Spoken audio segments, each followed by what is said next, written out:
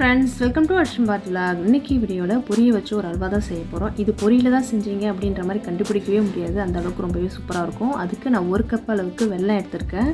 இதுக்கு 1 cup வெல்லத்துக்கு 1/2 cup அளவுக்கு தண்ணி சேர்த்து நல்லா பாகுபாதெல்லாம் தேவையில்லை. நல்லா கரைஞ்சா மட்டும் போதும். அந்த அளவுக்கு நல்லா கரைச்சிக்கலாம். வெல்லம் பாத்தீங்கன்னா நல்லா கரைஞ்சிடுச்சு. இப்போ அடுப்பை ஆஃப் பண்ணிட்டு நல்லா ஆற வச்சுக்கலாம் இதை. இப்போ ஒரு பாத்திரத்தில் நான் 1 கப் வெல்லத்துக்கு 3 கப் அளவுக்கு பொரி எடுத்திருக்கேன். நம்ம எந்த கப்பில் வெல்லம் எடுத்தோமோ அதே கப்பில் பொரியும் எடுத்துக்கோங்க. இந்த நல்லா பொரியை நல்லா தண்ணி ஊற்றி நல்லா ஊற வச்சுக்கலாம். ஒரு 10 நிமிஷம் போல் நல்லா ஊறட்டும். நம்ம மிக்சியில் போட்டு அரைக்க போகிறோம், அதனால் நல்லா மையணும். அந்த அளவுக்கு நல்லா ஊறட்டும்.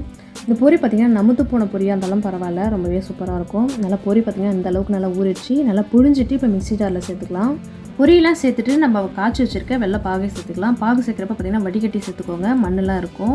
நல்லா வெள்ளை பாகுலாம் சேர்த்துட்டு எந்த அளவுக்கு நல்லா மையம் அரைக்க முடியுமோ அந்த அளவுக்கு சேர்த்துக்கோங்க. எங்கள் மிக்சி ஜாரில் பார்த்திங்கன்னா கொஞ்சம் குறைக்குறம் தான் இருந்தது, இருந்தாலும் பார்த்திங்கன்னா நல்லா தான் இருந்தது. இப்போ ஒரு கடாயில் நல்லா வெயிட்டான பாத்திரமாக எடுத்துக்கோங்க, அடி பிடிக்கும். அதனால் அந்த இரும்பு கடாய் எடுத்துருக்கேன். இதுக்கு ஒரு 3 ஸ்பூன் போல் நெய் சேர்த்துக்கிறேன். நெய் சேர்த்துட்டு நம்ம அரைச்சி ஒரு பேஸ்ட்டு சேர்த்துட்டு நல்லா கிளறிக்கலாம். நம்ம வெயிட்டான பாத்திரமாக எடுக்கிறப்ப தான் நெய் அதிகமாக இருக்காது, அடியும் பிடிக்காது சீக்கிரமாக. நம்ம ஊற்றின நெய்யில் நல்லா பிரிஞ்சு வர அளவுக்கு நல்லா பார்த்திங்கன்னா கிளறிட்டே இருக்கலாம்.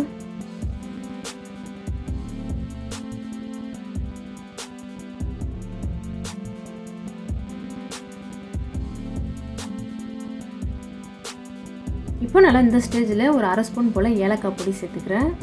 ஒரு 10 முந்திரி பருப்பை நெய்யில் வறுத்து வச்சுருக்கேன், அதையும் சேர்த்துக்கிறேன். நீங்கள் இந்த கலர் பிடிக்கலைன்னா ஃபுட் கலர் கூட சேர்த்துக்கலாம், நம்மளோட விருப்பம் தான். நான் அன்றைக்கி பார்த்தீங்கன்னா ஃபுட் கலர் சேர்க்கல. அவ்வளோதான், சூப்பராக அல்வா ரெடி ஆகிடுச்சு. நம்ம ஊற்றின நெய்யெலாம் பார்த்தீங்கன்னா நல்லா பிரிஞ்சு வந்துடுச்சு. இந்த ஸ்டேஜில் அடுப்பு ஆஃப் பண்ணிக்கலாம். அடுப்பு ஆஃப் பண்ணிவிட்டு ஒரு பிளேட்டில் மாற்றிக்கலாம்.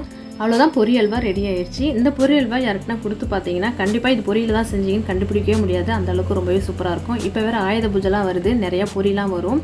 நமுத்து போச்சுன்னா கண்டிப்பாக இந்த மாதிரி ட்ரை பண்ணி பாருங்கள், ரொம்பவே சூப்பராக இருக்கும். நம்ம வச்சும் சாப்பிட்லாம். நீங்களும் கண்டிப்பாக ட்ரை பண்ணி பாருங்கள். அப்படியே நம்ம வீடியோ பிடிச்சிருந்தா லைக் பண்ணுங்கள். மறக்காமல் புதுசாக பார்க்குறவங்க நம்ம சேனலை சப்ஸ்கிரைப் பண்ணிக்கோங்க.